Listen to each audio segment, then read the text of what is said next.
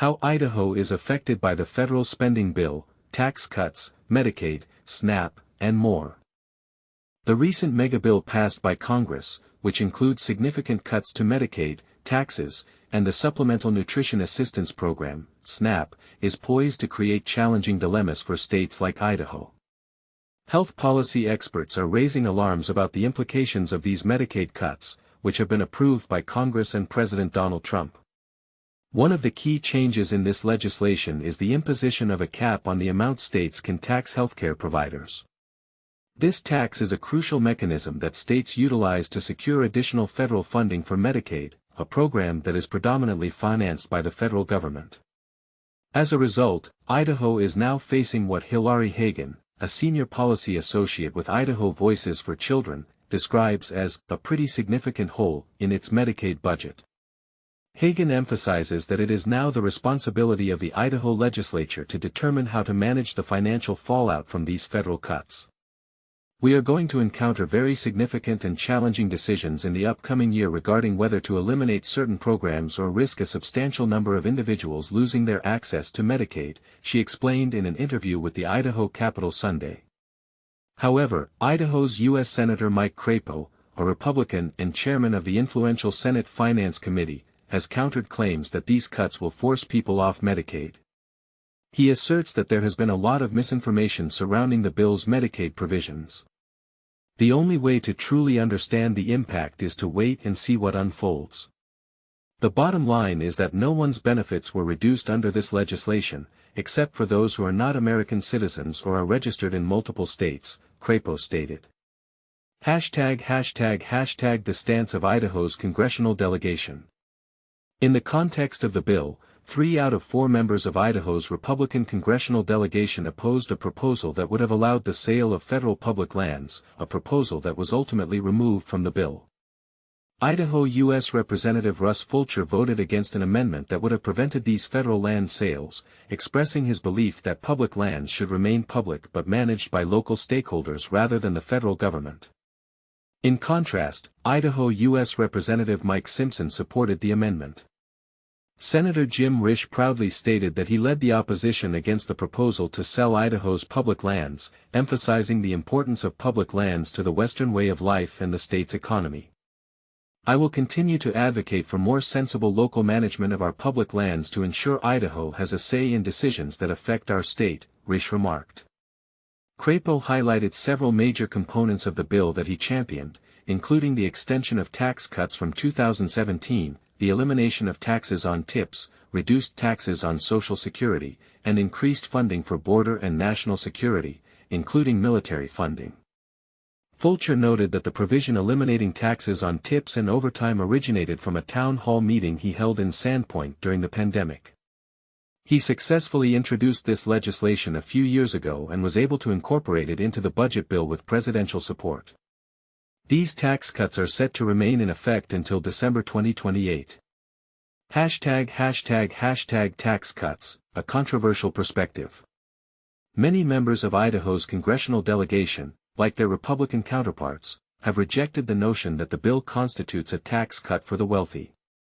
Crapo and Risch argue that the legislation prevents Americans from facing a staggering $4 trillion tax increase by extending the 2017 tax cuts, claiming that Idaho families will reap significant benefits. Risch stated, "Our bill not only prevented that from happening but also delivered the largest tax relief package for working and middle-class Idaho families in U.S. history. We eliminated taxes on tips and overtime, enhanced child and childcare tax credits, and are helping Idahoans retain more of their hard-earned income." Crapo echoed this sentiment, asserting, critics of the bill claim it is merely a tax cut for billionaires. However, billionaires will pay the same taxes next year as they did this year. There was no tax cut for billionaires. The reality is that we halted a $3.8 trillion tax increase and introduced several tax reductions for middle and lower-income Americans. According to Crapo, an average Idaho family of 4 will benefit from $2,600 in tax savings. This is in addition to avoiding other adverse impacts, such as having child tax credits and standard deductions, a potential 20% tax increase for many businesses, and the loss of 33,000 jobs. However, May Roberts, a policy analyst at the Idaho Fiscal Policy Center, argues that the budget bill disproportionately favors the wealthiest Americans while providing minimal relief to low- and middle-income families. She pointed out that top-income earners in Idaho could see average tax cuts exceeding $78,000, while the lowest earners might only receive a $20 cut. This meager reduction could be quickly negated by tariffs that increase the prices of essential goods like groceries and clothing. Roberts further noted that the tax cuts benefiting the wealthy have been made permanent, while those aimed at supporting working families are temporary and set to expire in just a few years. Medicaid cuts and their consequences. Over the next decade, the bill is projected to slash federal funding for Idaho's Medicaid program by $4.3 billion, potentially reducing enrollment by as many as 40,000 individuals, according to estimates from the group Manat. This analysis assumes that work requirements will lead to decreased Medicaid enrollment and costs. The Idaho Department of Health and Welfare is currently assessing the bill's implications for the state. Agency spokesperson A.J. McWhorter stated, "Many of the Medicaid provisions in the final bill closely resemble initiatives that Idaho has already implemented. As the department completes its analysis in the coming months, we will provide more information." The legislation also mandates work requirements for Medicaid, which will include community service and educational activities. Additionally, cost-sharing measures, which could involve copayments of up to $35, will be required for individuals enrolled in Medicaid expansion, with certain exceptions. Hagan expressed deep concern about the potential repercussions of this bill, stating, "We are worried about how the consequences will affect not only individuals and families but also the safety net systems that support them, such as our rural hospitals and healthcare providers." Increased costs for SNAP in Idaho. The bill will also transfer millions of dollars in costs for the Supplemental Nutrition Assistance Program, SNAP, to the states. SNAP is a federal program administered by states, where the federal government covers the benefits, but states contribute to administrative costs.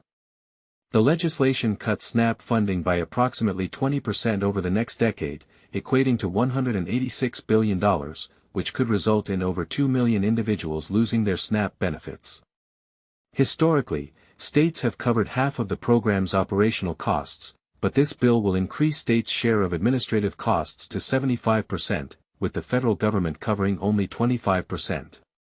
As a result, Idaho's annual SNAP costs are expected to rise by $6 million, according to McWhorter. However, for the time being, Idaho will not be required to pay additional costs for other SNAP expenses under another provision of the bill. Idaho has been recognized for running SNAP efficiently, but the new bill introduces a requirement for many states to contribute to benefit costs for the first time in the program's history. Fortunately, Idaho will not be impacted by this requirement due to its low payment error rate. Each month, around 126,000 Idahoans receive an average of $172 in benefits. An earlier version of the bill would have imposed the benefit cost-sharing requirement on all states, which would have increased Idaho's annual SNAP costs by at least $18 million. However, the revised bill exempts states with low payment error rates from this obligation. McWhorter stated, "We remain well below the threshold at which cost-sharing would be triggered under the final bill." Despite this, Kendra Knighton, policy director at Idaho Voices for Children, warned that Idaho may still face increased costs in the future. To cover these expenses, the legislature may need to cut funding from other essential programs that the state currently manages, or they may opt out of the SNAP program entirely, she said. The expanded SNAP work requirements included in the bill could also lead to higher payment error rates over time, putting about 4,000 Idahoans at risk of losing food assistance benefits, particularly parents and caregivers with teenage children and older adults.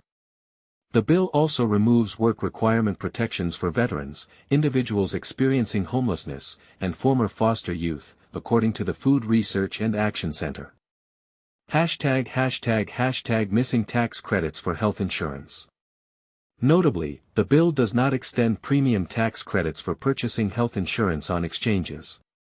If Congress fails to extend these credits, insurance premiums are expected to rise significantly, potentially resulting in around 35,000 Idahoans losing their health insurance coverage. Crapo indicated that Congress will address this issue in future legislation, although he is uncertain about the specifics.